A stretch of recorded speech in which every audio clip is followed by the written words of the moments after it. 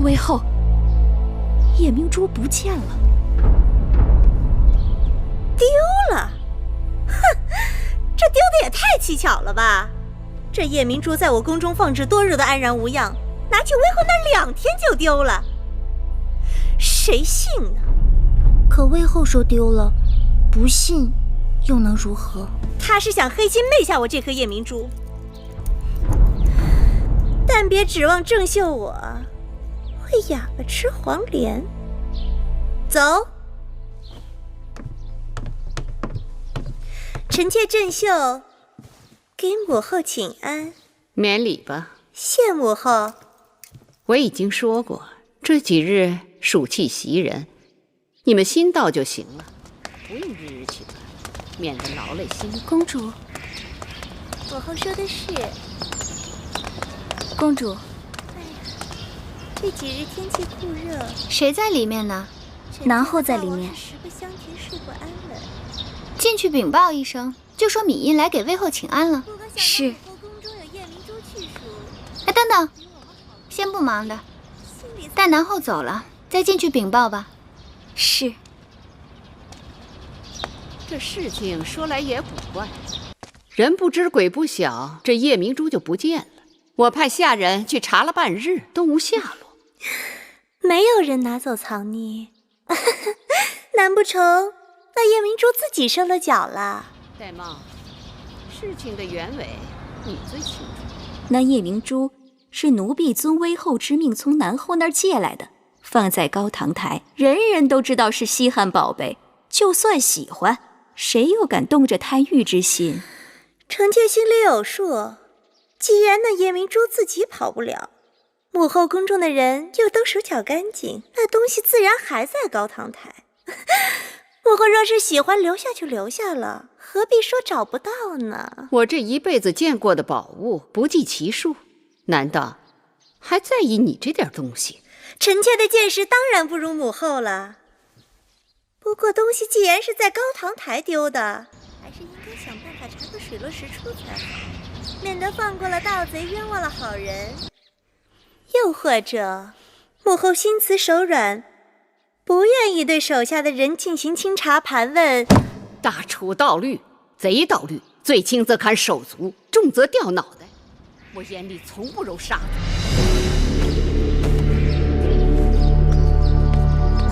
殷公主，我还有些急事，回头再来吧。公主，这可怎么是好？闭嘴！可是，公主拿了那夜明珠，再多说一个字，那夜明珠便是你拿的。殷公主，你手里拿的什么？回殷公主，是舒公主和月公主的针线。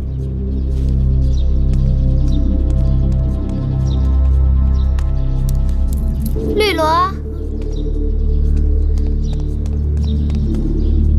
我刚才在来的路上掉了一个耳环，你可碰巧看见？回殷公主，刚才奴婢一直和月公主、舒公主在一块儿，没有看见。那是我娘亲留给我的遗物，甚为珍贵，也不知掉到哪儿去了。既然如此，那奴婢帮公主找找吧。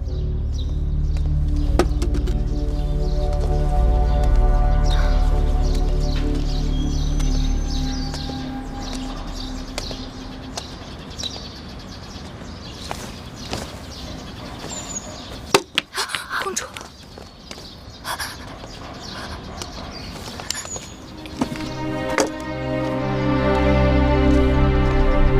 绿萝，算了，可能是我记差了，我可能是掉到寝宫里了。灵儿，跟我回去再找找。殷公主，那东西与我性命一般，你还当个什么？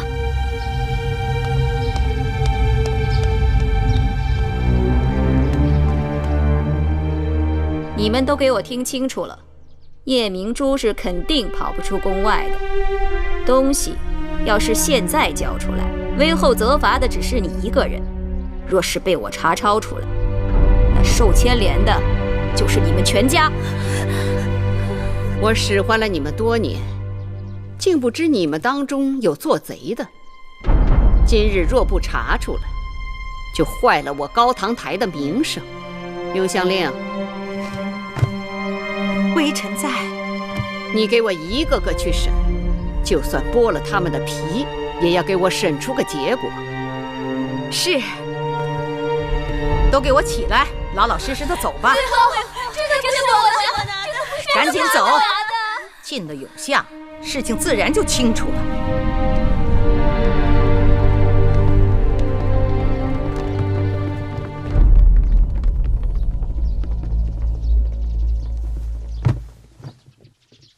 母后，婴儿思来想去，觉得有个人可疑。什么人？昨日午后，婴儿曾见过有个人来过高堂台，当时并未留意，但此刻想想，着实该有几分嫌疑。贱人生出来的只能是贱人，想来我待你不薄啊，让你跟着舒儿也学点长进。你倒好，竟然胆大包天，敢偷走我的夜明珠。任是金山银山摆在我面前，我都不会动心，更何况什么夜明珠。魏后，万不可借此羞辱我和我娘亲。还敢跟我顶嘴？玳瑁，给我掌嘴！是。母后，母后，求你饶了他吧。打！母后，我求你了。玳瑁，你先退下。凭空说我偷盗，拿来证据。今日我是人赃俱获，你想赖是赖不掉的。婴儿，魏后，昨日午后，婴儿是和侍女灵儿一起看到的。灵儿，说，你都看到了什么？婢子，你到底看到了什么？婢子，来人，把这个贱婢给我拉下去掌嘴。说呀！魏后饶命！昨日婢子陪着殷公主站在那儿，看到月公主从正殿前走过去，别的婢子真的不知道了。灵儿眼拙，但本公主眼不拙。月公主分明不仅从正殿走过，还慌慌张张地走进去，又走出。胡言乱语！昨日午后，我与舒公主一起去了后花园的荷花池，回来后从未进过正殿。你说你见我进了正殿，我何时进去，何时出来？出来后又见了何人，去了何处？休要狡辩！夜明珠藏于你房里，证据确凿，我不得不承前避后，以正后宫纲纪。论罪，本该赐你一死，但念你是先王之女，暂且关入永巷，明日去衣杖摆，再试月刑。别说砍去芈月双脚，就是碎尸万段，没有偷，就是没有偷。且等明日，我看你的嘴还有多硬。母后，此事定有误会。昨日一整日，月儿确实与舒儿在一起，夜明珠之事与她并无干系。捉贼拿赃，你不要再为他开脱了。我不是为他开脱，我说的是事实。我这么做也是不得已，杀一儆百也是为了你们好，免得你们被这个贱人都给带坏了。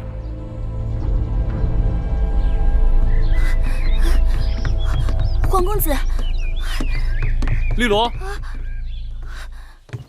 何事让你如此慌张？皇公子，玉公主不知怎的，竟成了偷夜明珠的贼犯，现已被囚禁起来了。明日就要试月刑，被砍去双脚。舒公主正为此事而着急呢。皇公子，也请你想想办法，救救月公主吧。怎么会有这等事情？她一定是被人陷害了。赶快把事情的经过详细跟我说说。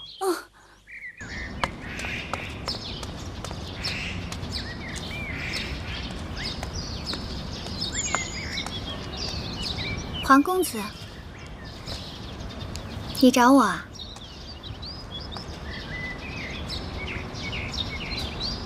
看你这人，有话就说嘛。是你拿了夜明珠？是或不是？是又怎样？不是又怎样？你拿了就拿了，为何要栽赃别人呢？怎么？微后明日就要砍去芈月的双脚，让你心疼了？你也是女儿家，你的心怎么能如此之狠呢？月儿从来没有碍过你的事儿，你为何要这样对她？说起来，事情落到他身上也是碰巧了。不过，他的确碍了我的事儿。月儿爱你何事了？黄公子说过，你自小只喜欢芈月一人，他若从此不再出现了，你是不是就可以去喜欢别人了？殷公主，你把月儿害苦了，我就算是今生不娶，也不会对你有半点情谊。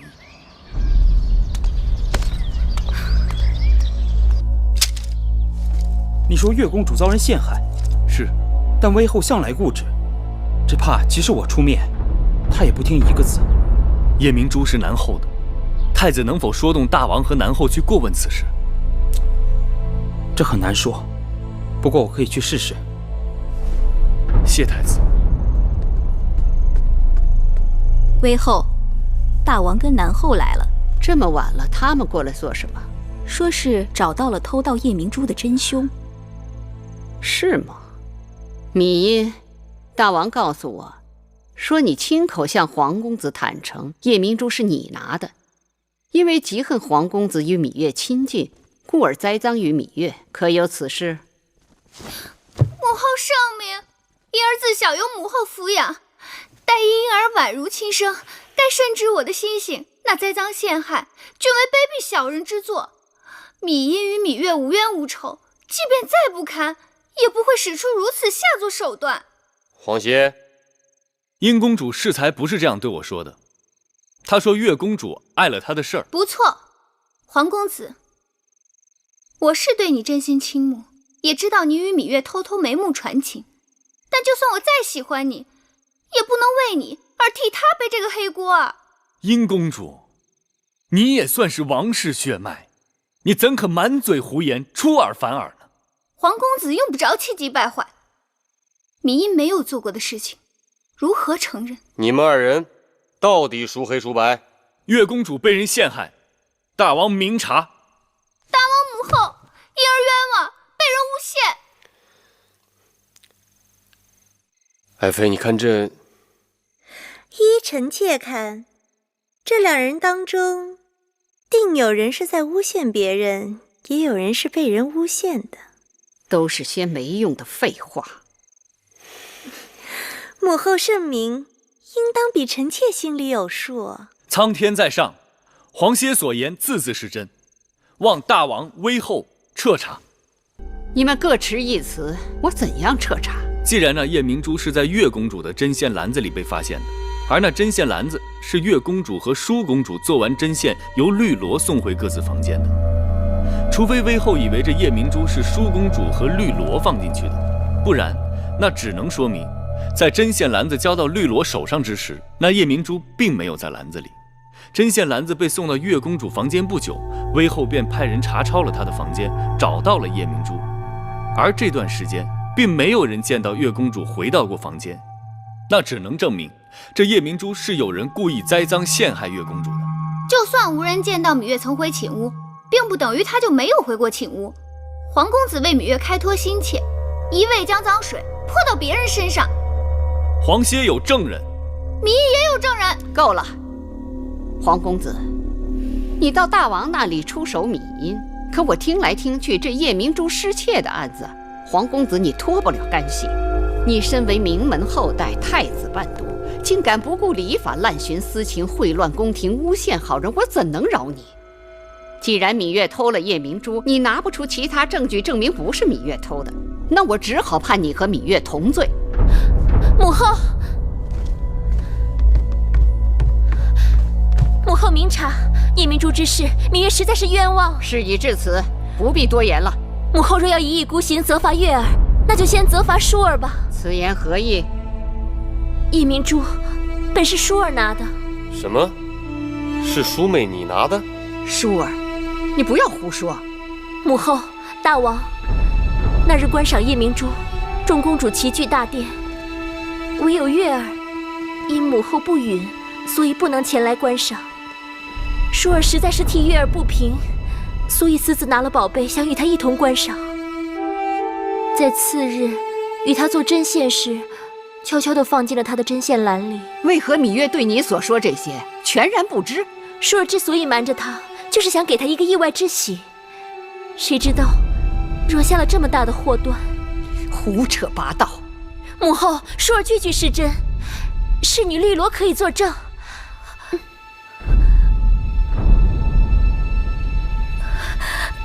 舒公主说的的确都是实情。你们简直都昏了头了！事情总算是水落石出了。先前说这夜明珠是被芈月公主盗走，人赃俱获，但太子陪读黄公子又出手公主芈英，说他栽赃嫁祸芈月。可到后来，这舒公主又跑出来说众人都错了，这宝珠是他拿走的。这峰回路转的，让人看得眼花缭乱。自己人听清楚原委，知道是场误会，这外人听不清楚，还当这是一场笑话呢。事情没这么简单，这夜明珠失窃的案子里定有其他内情，我一定要查个清楚。一个夜明珠弄得鸡飞狗跳，3个公主搅在是非当中，传出去，众口铄金，不知道有多少难听的闲话等着。大楚国的面子往哪儿搁呀？哎呀，算了吧，这大热天的，搞得人人都着急上火。夜明珠，臣妾不要了，就当是孝敬母后。依臣妾看，此事也不必再追究下去，和气致享嘛。爱妃说得好，和气致享。母后，依寡人之见，此事就此作罢吧。谢谢舒姐姐救我，月儿此生无以回报。你我说这话就生分了，只要你平安无事就好。可我就是不明白，我在宫中无权无势，并不招惹是非，怎么就成了有些人的眼中钉了？为何要处心积虑来害我？在那种情形下，母后肯定是真假难辨，气急之下听了小人之言，才险些酿成大错。但众人都愿替妹妹出头，可见妹妹的清白一望而知。月公主，其实除了舒公主替你着急以外，还有一个人比舒公主更着急。我知道，知道就好。有什么话就说出来，别跟我吞吞吐吐的。那日黄歇诬告婴儿，婴儿的确委屈。那日事情真相如何，你我都该心里有数。算了，我也不打算追究了，只是希望你今后做事不要再自作聪明。母后说的是。嫣儿，你过来。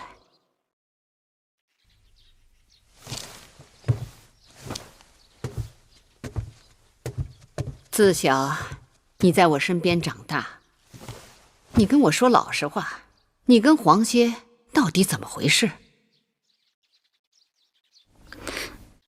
那黄歇……看得出你对黄歇有情，男大当婚，女大当嫁。黄歇乃是人中龙凤，你若对他有情，并非是你的不是。母后做主，提起黄歇，婴儿心中好痛。你也是个伶俐的女子，明明知道黄歇对芈月有情，为何痴心不改？那是因为芈月蓄意蛊惑，若没有她，黄歇自然心意就转了。男女之间讲的还是缘分，你和黄歇是否有缘，还要看你以后的作为。母后待婴儿情意深重，婴儿早已经把母后当成自己的娘亲。话说到这份上，我就让你留意一下你那舒妹妹，她天性纯良，易被人诓骗。芈月心思诡秘，经常在她身边，弄不好就把她带坏了。我就把你当成自己的耳朵和眼睛，凡事多留个心眼儿。母后的话，婴儿记下了。秦王匆匆离开郢都，只怕是骑虎难下，知难而退了。当日寡人想用那丑厨娘给秦王个难堪，谁料想那秦王竟然顺水推舟，得知他弄假成真要娶厨娘时，让寡人着实尴尬了一下。现在好了，解围了。秦王求亲，剑指6国结盟，合纵在即，诸国当中，赵国、燕国、齐国都有与我大楚联姻之心。大王不妨在这些君王当中，与公主挑选一位佳婿。提起联姻，眼下除了秦王，其他5国都只是嘴上说说而已。大王不妨暂时与秦王周旋，这也是一种策略。谁讲诸国只是嘴上说说？昨日魏国的使者已经抵达郢都，给大王带来了诚意。什么诚意？美人，魏国绝色美人。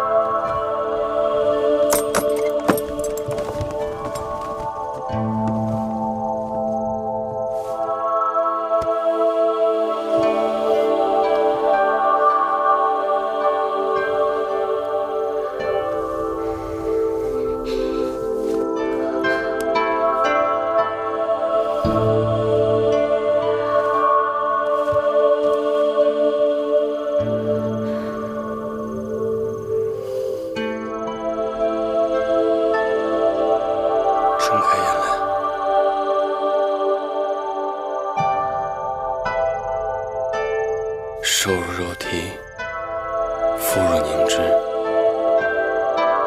寡人直到今日才晓得，什么是闭月羞花。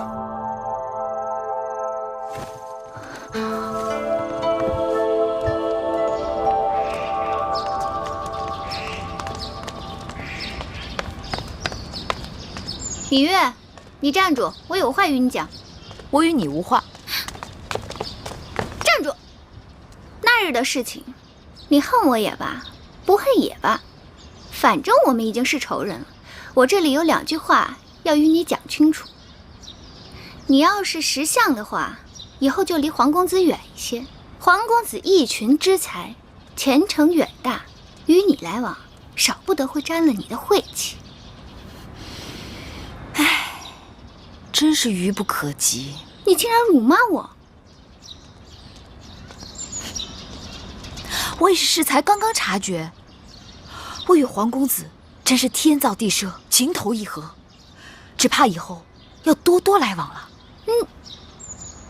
你曾说过，你对黄公子根本无意。那是无意，此刻却有了，你能如何？你竟然言而无信！殷姐姐对芈月恩深惠重，芈月只好食言了。你给我站住！我的话还没说完呢，你去哪儿？我去哪儿？我这就去找黄公子啊！站住！你别老笑啊！你快说，你怎么跟他说的？我对他说，我与你情投意合，只怕以后要多多来往了。你可不知道，当时芈嫣气的那模样。你说你跟我情投意合？对啊，我就这么对他说的。月儿，你可终于明白我了。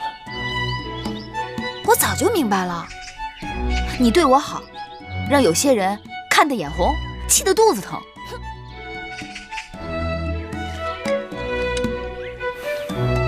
看来你还是不明白我对你的一片。好了，好了，我知道了。你知道了？真知道了？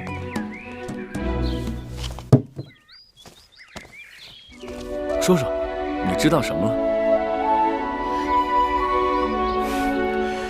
我已经想好了，过些时日我就请屈子去大王处替我求亲。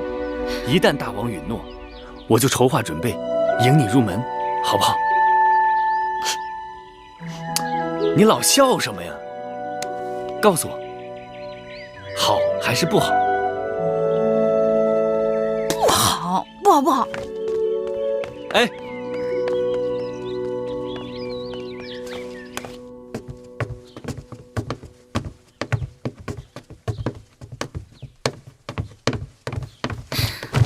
拜见母后。哟，这是怎么了？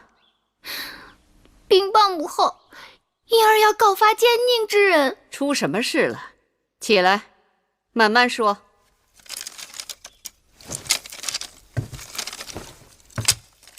母后，有人要害舒妹妹。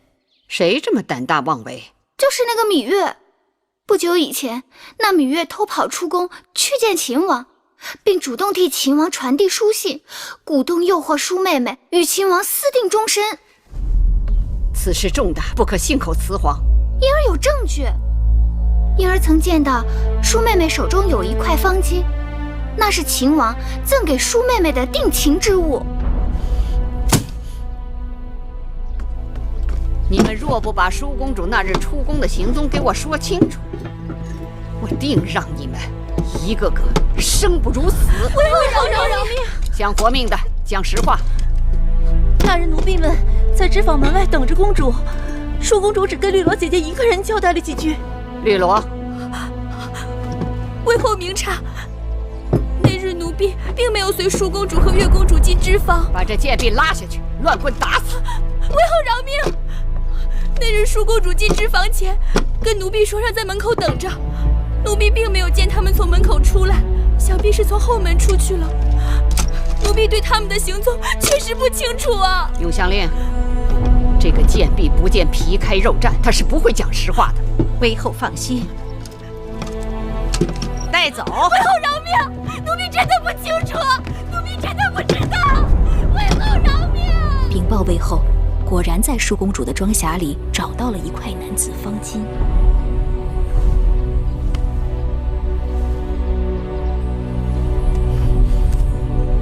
看看，你们做的好事，让我颜面全无。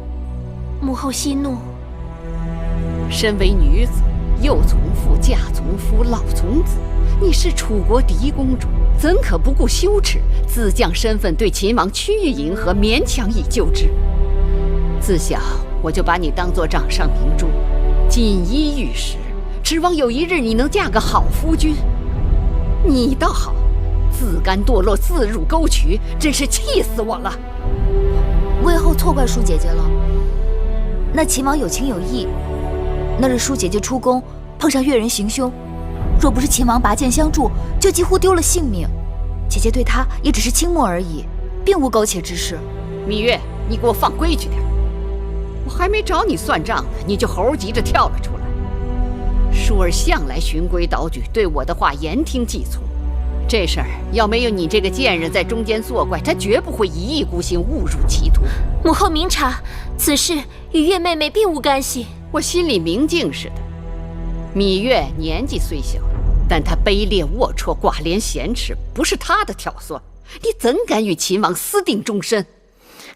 母后该知道，秦王已向大王请婚联姻，要迎娶舒儿，也得到了大王的首肯。你不要一厢情愿，大王答应的只是把那个丑厨娘嫁给秦王，绝非是你。何况我也听说那秦王得知丑厨娘的真相，已仓皇离开郢都。秦王是向嫡公主闵淑求婚，大王用厨娘顶包，此举非君子所为。君无戏言。既然大王答应要将嫡公主嫁与秦王，就应该兑现诺言。既然秦王承诺要娶嫡公主，他就一定会回郢都的。你给我闭嘴！舒儿，你何苦执迷不悟？秦王官夫伶仃，若拿他与赵侯雍相比，无论相貌人品，那是天地之别。那赵侯雍也是失了先王后的，伶仃官夫能差多远？好个芈月，你竟敢当众顶撞我！从你投胎出世就是我的克星，我一向对你宽宏大量，你却恩将仇报，这次我定饶不了你。舒姐姐与秦王你情我愿，魏后若真心疼舒姐姐，就应该成全他们。闭嘴！来人，把芈月给我拖下去，杖责20，关起来。是。你就算打死我，我还是要说真话。放开，放开！母后，母后，你饶了月妹妹吧。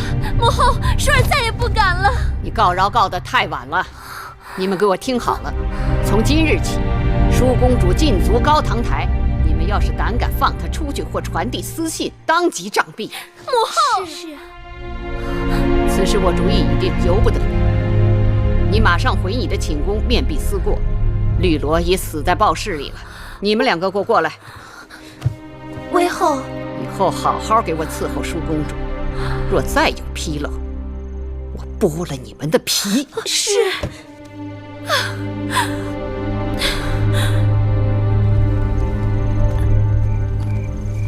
哎呦，哎呦，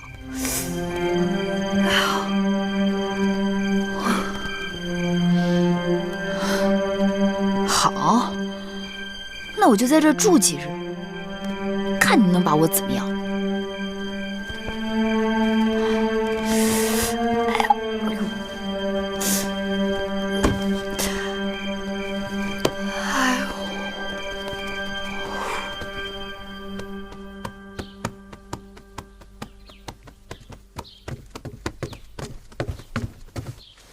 南后，晋上大夫来了。让他进来。是。晋上拜见南后。赐座。莲儿，给晋大夫烹茶去。是。大王已多日不到我这里来，晋大夫也没了人影。难不成我这宫里养了吃人的老虎，都让你们躲避三舍？南后说笑了，大王忙于国事，晋上也是四处为南后寻找这世间稀奇之物，没有能拿得出手的东西，晋上怎敢来拜见？哦，这么说，稀奇之物今日是有了。拿上来。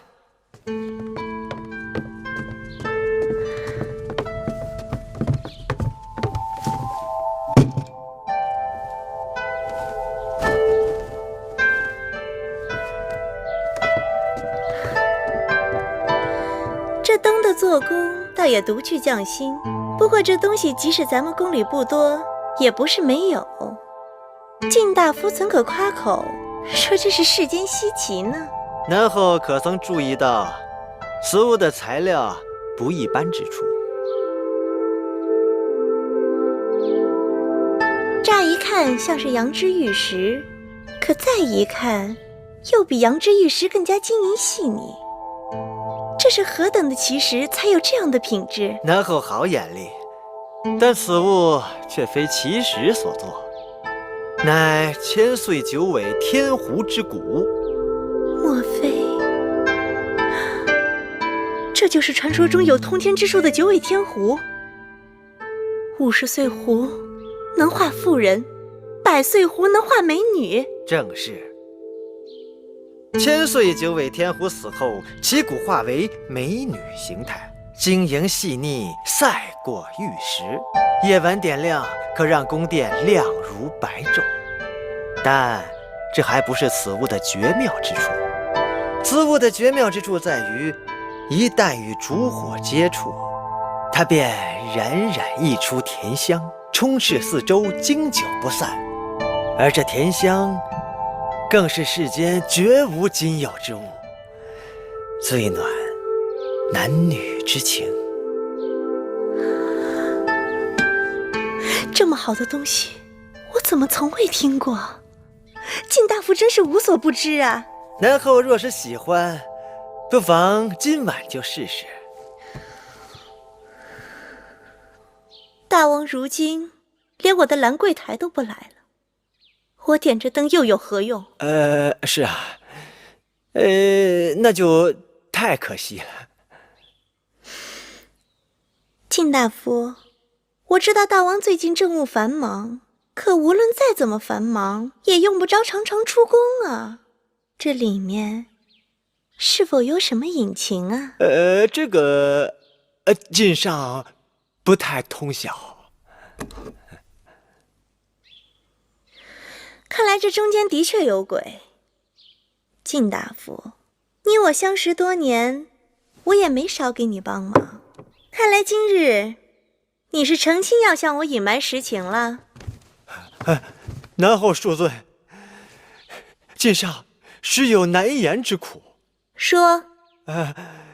此事知情者甚少，若大王知道是晋上多嘴，晋上的脑袋就保不住了。你的脑袋就是我的脑袋，说出来定会有你的好处。你们都下去吧。是。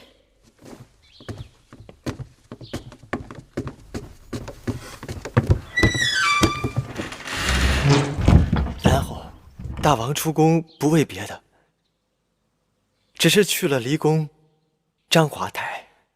章华台？南后可曾听说楚国要与吴国签订盟约？此事人人皆知。大王为五国联盟的合纵长，魏国为讨大王欢心，献上绝色美人。何等绝色？这个晋上不敢说。这么说，就远超于我了。南后是日月光华，怎好相比？少给我油嘴滑舌，快说。魏国美人是魏国王族，出身高贵倒在其次，论容貌的确是人间极品，有如仙姝下凡。男人看了只有4个字：魂不守舍。那为何后宫无人知晓那魏国美人的一点风声？这是大王怕南后知道了心生不快，所以才传旨赐魏国美人驻章华台。那吴国有心攀附大王倒也罢了，竟然送来美女迷惑大王。一个合纵2字，竟然离间了南后与大王的恩爱。微臣看着，的确是为南后鸣不平啊。好了，我知道了，你下去吧。告辞。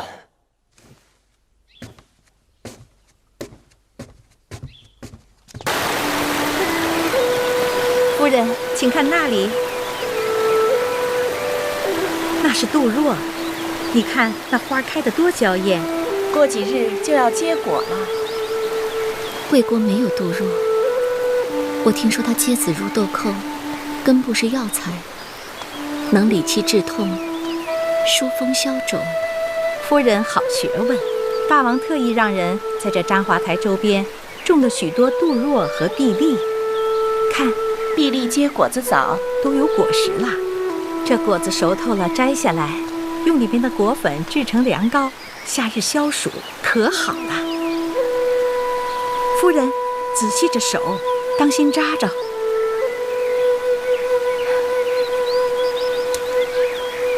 夫人，请看这边，这边是蕙兰，那是紫藤，湖面上还有鸳鸯。这些都是大王叮嘱让微臣置办的。这章华台极尽奢华，但是未免太空旷了。偌大个宫殿，里里外外除了臣妾，就都是些伺候臣妾的下人，连个说话解闷的人都没有。这也是大王的美意，以免外人搅扰了夫人的清幽。昨日我随处走动，看到西南处似乎还有一个殿宇，楼阁台榭样样精巧，不知那是何处。夫人说的那是月华台，已经许久无人居住，荒芜得很。我能否过去看看？月华台荒芜萧索，断井颓垣，夫人还是远离那地方为好。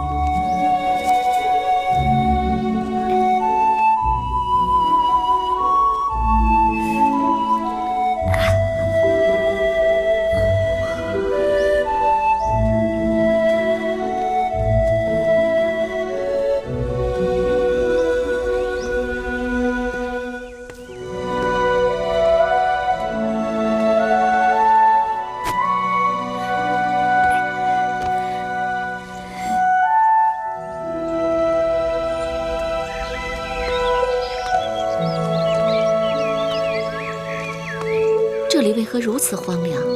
夫人，听说这月华台过去也曾歌舞不休，后来建了那章华台，这月华台也就被割荒了。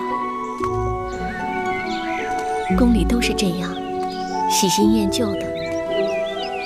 夫人，我们还是回去吧。为什么要回去？大王若是知道奴婢把夫人带到这儿来，奴婢的性命定保不住了。那你回去吧。可是，奴婢若是把夫人一个人留在这儿，大王知道了，奴婢的性命还是保不住。所以，无论怎样，都是一样的。对奴婢是一样的，对夫人是不一样的。夫人是贵人命，奴婢是贱命。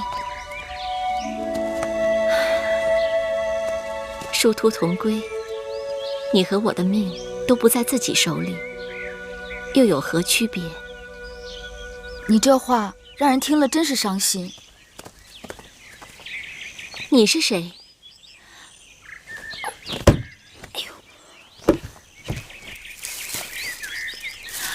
我叫芈月，也算是楚国公主吧。我是魏王献给楚王的礼物，他们都叫我魏美人。哎，你站那别动。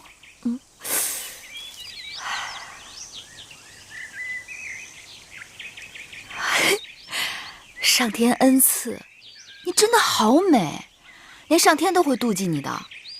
你别这么说，因为这句话，我从小到大一个朋友都没有。真的吗？说起来，我还是有朋友的。所以啊，我会妒忌你的。哎呦，你怎么了？没什么。其实，你最好还是不知道我是谁。你若是知道了，说不定会后悔跟我说话的。我只知道眼前的这个你，你的昔日和他日，都与我没有干系。遇上你，真是我的幸运。你是不知道我的无奈，自己的命生下来，就已经被别人决定了。就像夜晚的月亮，永远是从东边升起，西边落下，不可能改变。那要看你怎么想了。月亮不也有上弦和下弦，还有15的满月吗？我又不是月亮。嗨，我只是比喻，别那么灰心。人总是有机缘的，虽没有预知，但总有相遇。就像你我这样，交个朋友吧，送给你。谢谢你。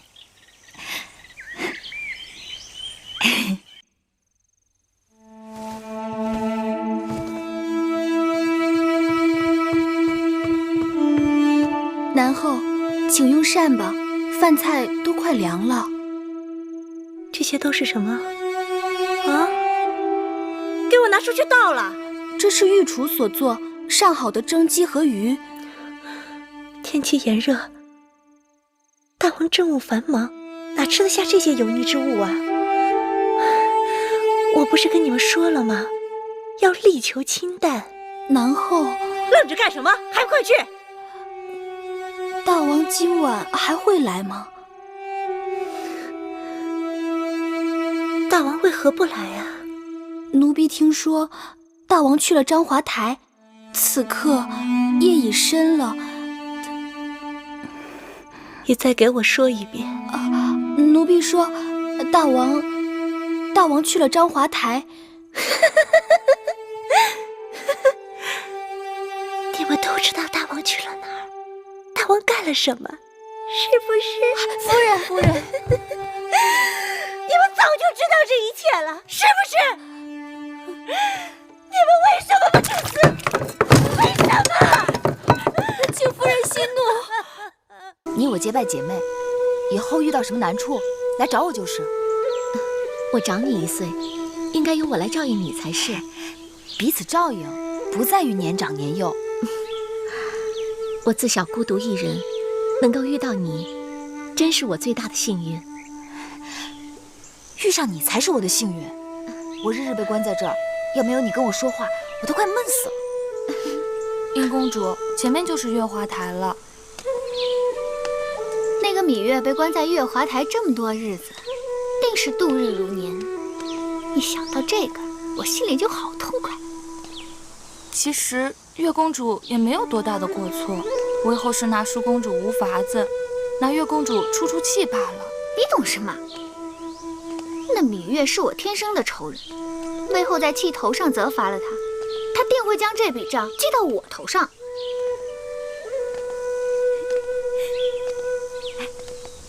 给你戴上。真好看。我来给妹妹戴上。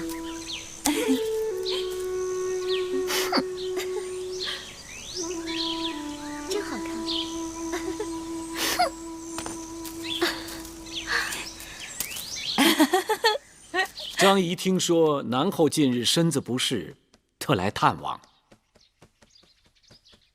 我的身子跟张子无关，张子就不必费心了。哎，南后楚王厚我多矣，张仪本该感恩怀德，所以悉心的为南后讨了个方子送来。就算张子讨了仙丹妙药，也治不了我的病症。哈哈哈！正值盛夏，依在下推测，南后患的应该是热症，气粗口干，五心烦热，日夜交提，心躁多梦，饮食不思。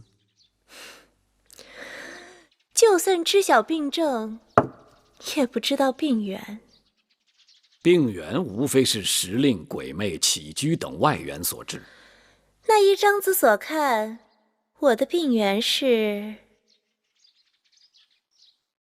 宫内有鬼魅侵入。张子果真神机妙算。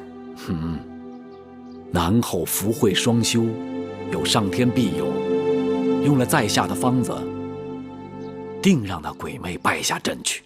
当真？自然当真。那张子快将方子告知于我，那方子若真管用，我必会重谢。夫人且慢，用我这方子，还需先备下一个药引子。药引子？那东西在何处？就在宫中。我这药方子管不管用，全要看南后那药引子用的是否恰当。快说，那药引子究竟为何物？那药引子就是咱们的大王。芈因拜见母后。因儿来了。母后慈悲，将芈月禁闭在月华台，潜心思过，谁料她竟擅自攀窗而出，悬壁而入，四处游荡，视母后的旨意为儿戏。竟有此事？芈月目无尊长，野蛮成性。我未及时早早对她小惩大戒，以至于她养庸遗患。既然芈月不守礼法，屡屡违逆母后，母后应对她加倍惩戒才是。因儿说的有道理。戴帽，你带人去月华台，用链子把那芈月给我锁起来，我看她还如何攀窗悬壁。是。魁姑姑，我怎么也打听不出来月儿被关在哪里了。奴婢本想找舒公主寻个办法，她和月儿最好，又和威后身边的人走得近。但如今舒公主被禁足在高堂台，连绿萝也被打死了。我要去面见威后。威后视月儿为眼中钉，公子千万当心，不要引火烧身。眼下月儿比什么都重要，子歇顾不了那么多了。子歇告辞。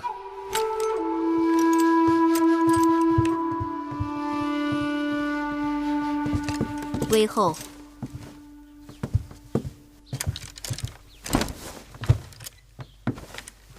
威后，月公主年少无知，冲撞了威后，现已知错，望威后开恩，放了月公主吧。芈月若是宫外一野女子，倒也罢了。她是先王之女，大王之妹，目无王法，十恶五孽，样样俱全。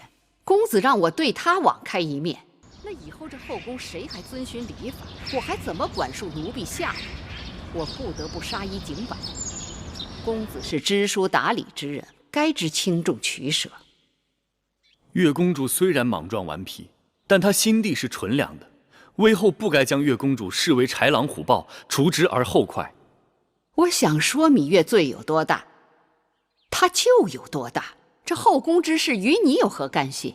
你皇歇不过是个太子伴读，竟然大言不惭来教训我，难道你想犯忤逆之罪吗？皇歇并非想触怒威后，只是世间之事均有黑白，万事抬不过一个理字。于公，我在整肃后宫；于私，我在管教儿女。这理字还不够大吗？皇公子若是聪明人，就不要搅这潭浑水，自讨苦吃。我是看在婴儿的面子才跟你理论，否则早就把你撵出去了。威后恐怕有所不知，我心里只有芈月，只要她还活着，别人就休想。殷公主，怎么站在这儿不进去啊？微后那里好像不大方便。你这是去哪儿啊？我去膳房取微后的莲子粥。哎，等等，我跟你一起去。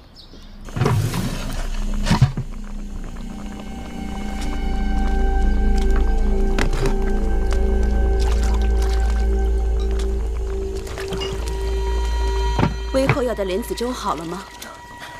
殷公主，莲子粥马上就好了。没关系，多熬会儿。上回你们送过去的莲子粥火候不够，还有那莲心也没有剔干净。这回我们仔细着呢，保证不会出差错。那就好，忙吧。是。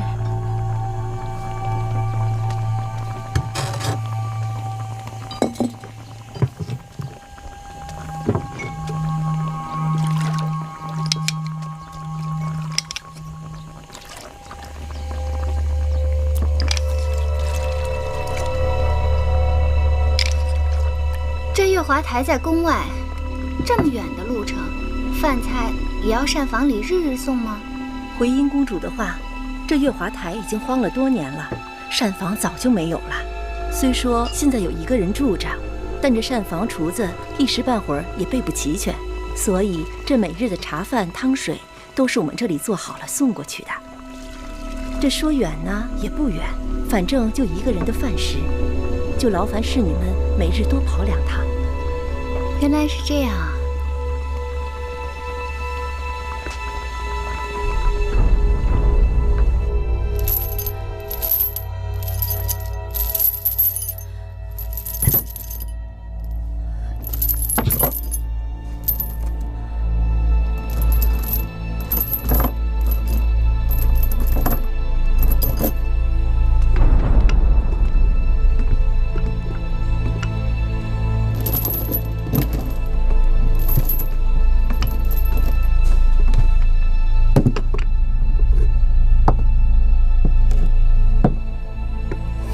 月公主，用膳吧。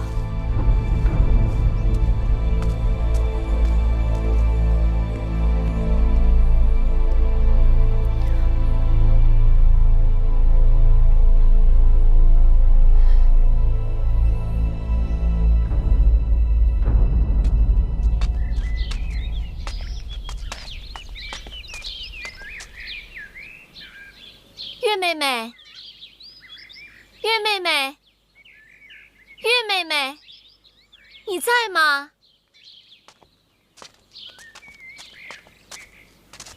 月妹妹，你怎么不说话？你是不是病了？月妹妹，月妹妹，夫人，我们回去吧。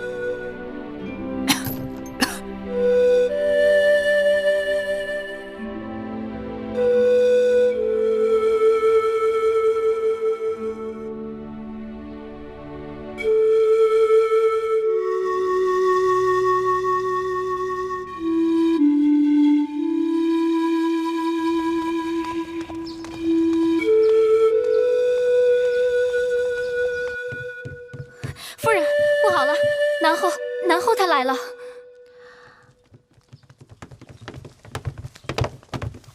郑袖，拜见魏美人。拜见魏美人。你们这是干什么？南后，快请起。快，把东西都拿进来。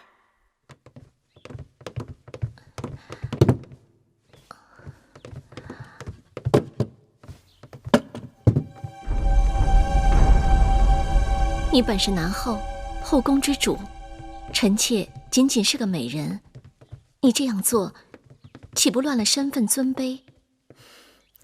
什么身份尊卑呀？妹妹是天女下凡，众芳花魁，姐姐见了只有喜欢二字，别的什么都顾不上了。再说了，这女子的容貌若分品级，妹妹必是先出天后，我惭愧的连个侍婢都比不上，所以只好金钗不群的来拜见妹妹。南后这样抬举臣妾，让臣妾惶恐万分。切不可再叫我南后，否则啊，让我无地自容。今后你我就以姐妹相称，我愿留在章华台，日夜伺候妹妹和大王，就怕姐姐搅扰了妹妹的清静啊！不，这伺候二字怎可胡说？这偌大的宫殿，空空荡荡的，就我一个人住。姐姐要是愿意时常过来与我说话，我高兴还来不及呢，有何搅扰？谢妹妹不弃草莓之恩。姐姐，你这不是折杀我吗？好妹妹。好姐姐。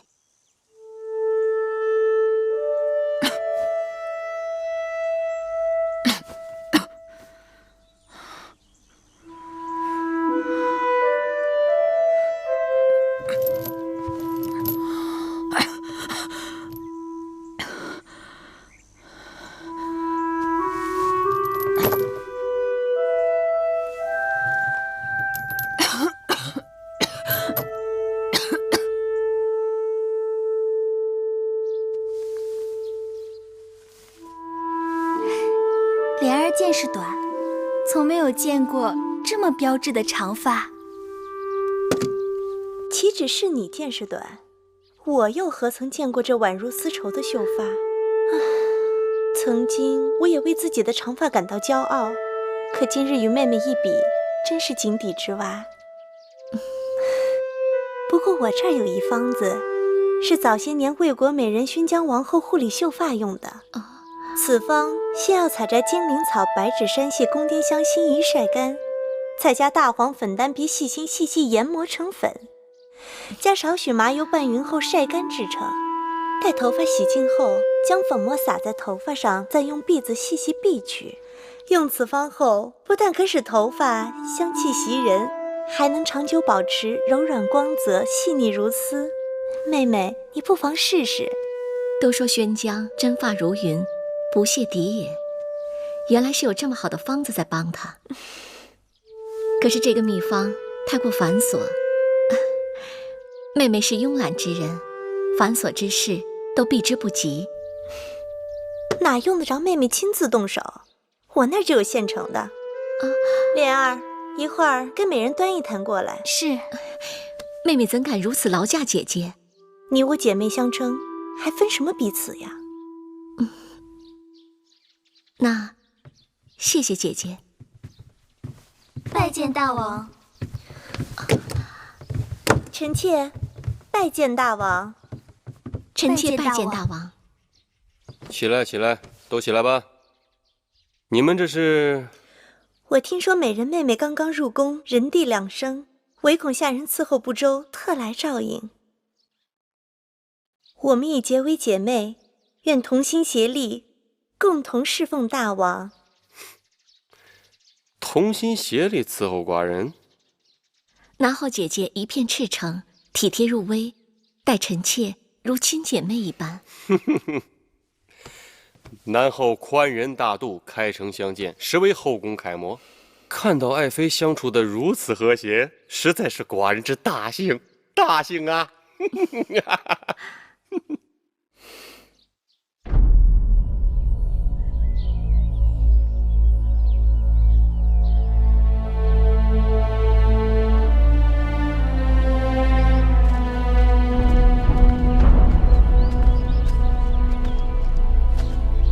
月妹妹，月妹妹，你在吗？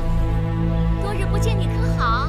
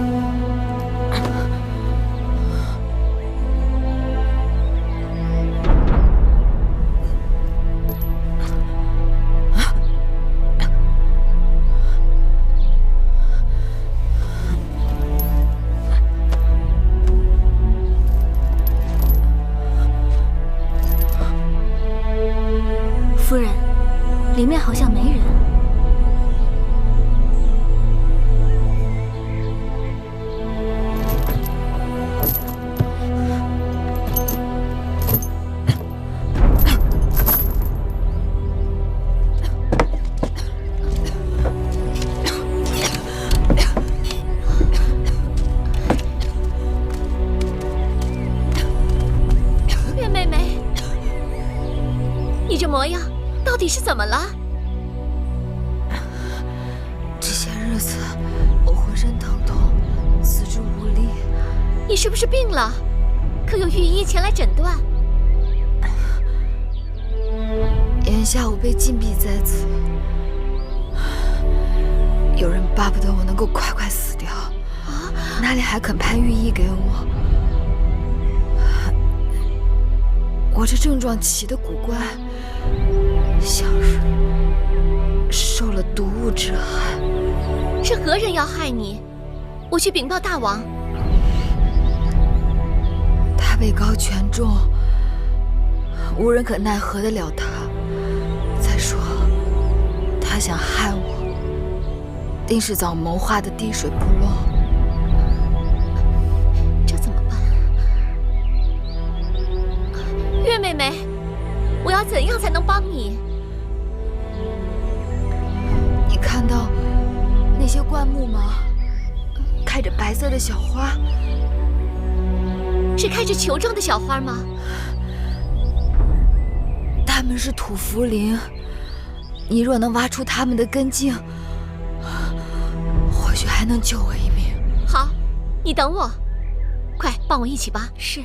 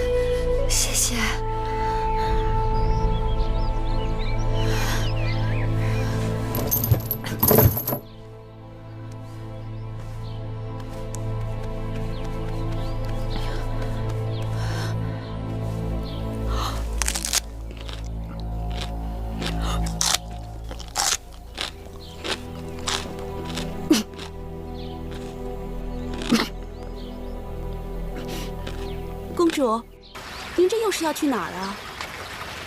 随便走走。魏后刚刚解了公主的禁足，公主马上就在高堂台待不住了。前日去了云梦台，昨日又去了荣华台，这2日已经把宫里大大小小的宫殿都转遍了。公主，你到底在找什么？实话告诉你们吧，我在找芈月妹妹。你们知道她被关在哪儿了吗？好吧，你们不告诉我，我就带着你们日日找，直到找到为止。公主，公主，你这样找又有什么用呢？要是人不在宫里，即使踏破铁鞋也是找不到的。你说人不在宫里？我瞎说的。人不在宫里，那就在外面的离宫了。公主，你就饶了婢子吧，婢子真的不知道。公主要是说是婢子说的，婢子一定性命难保。谁说是你说的了？是本公主自己想到的。快说，玉儿被关在哪个离宫啊？公主，快别难为我们了，我们只知道月公主并不在宫内，可是到底在何处，实在不清楚。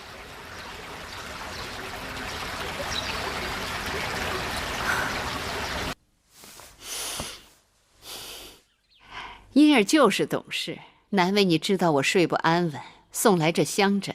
母后的安康，因儿心之所系。听说9节菖蒲、画师开胃、醒神益智，合欢花安五脏、悦颜色，菊花散风清热、平肝明目，它们都有安神、促睡眠之功效。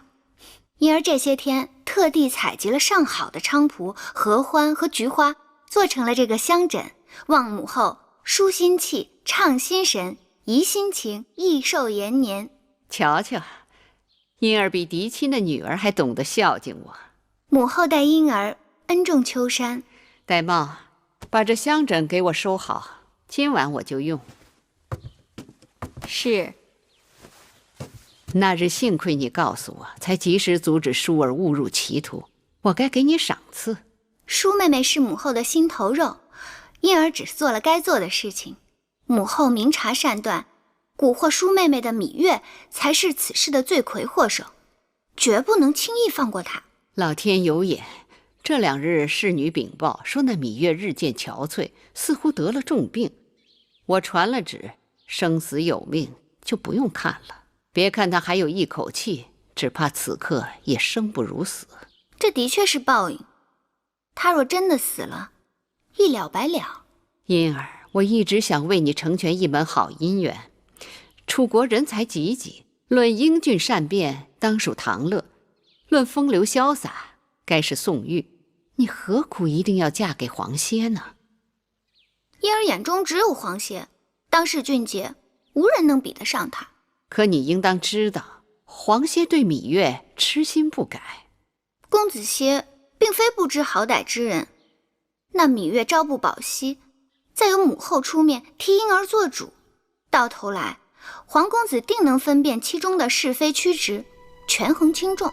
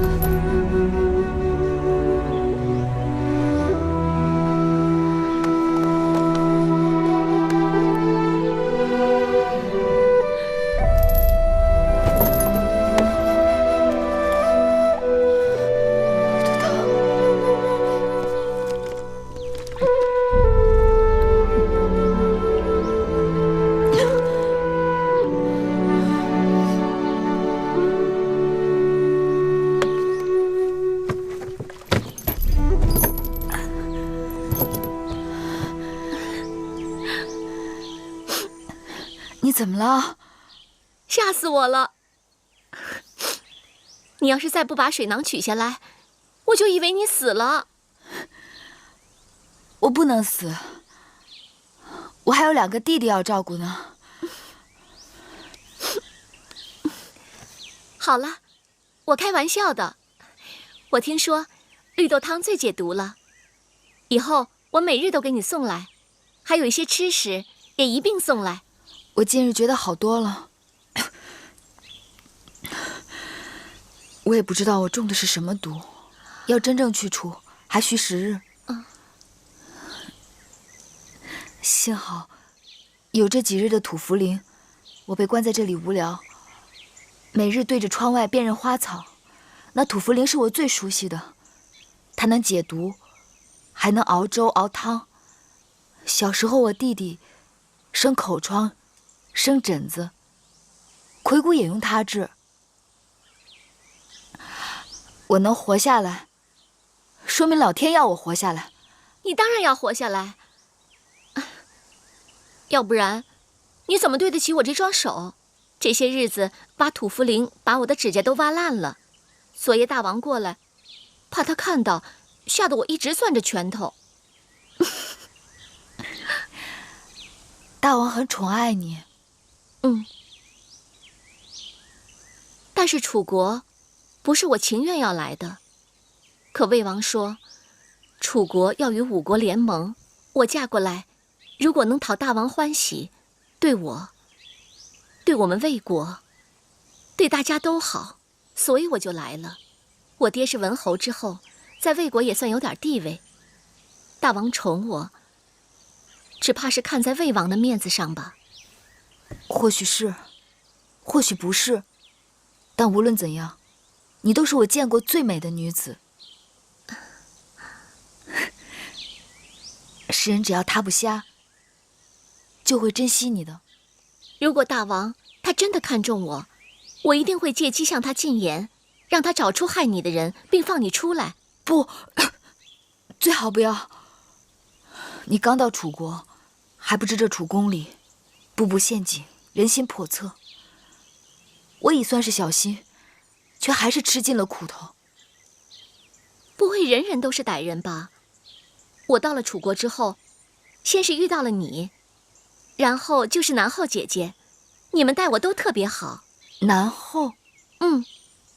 南后姐姐与我姐妹相称，她每日都到章华台来看我。除此之外，她还把最好的吃食让我先挑，最好的东西让我先用。我在家里是个独女，从小一个人孤独惯了，除了我的排箫，无人与我亲近。如今有了南后姐姐，亲姐妹相处也不过如此吧？不会吧？在这宫里，最不希望大王宠爱你的人，就该是他了。妹妹是不是一朝被蛇咬，10年怕井绳了？姐姐不信我的话也就罢了，但姐姐要记住，害人之心不可有，防人之心不可无。妹妹身陷囹圄，不能在姐姐身边左右照应，姐姐要时时警醒才好。还有，姐姐来月华台看我之事，切不可告诉任何人。哦，放心吧，这件事的轻重我自然明白，我对南后姐姐也不会说的。不过，南后姐姐她确实是真心待我，就像是你真心待我一样。放心吧。啊，我这里还有一些糕饼，你拿着充饥。来。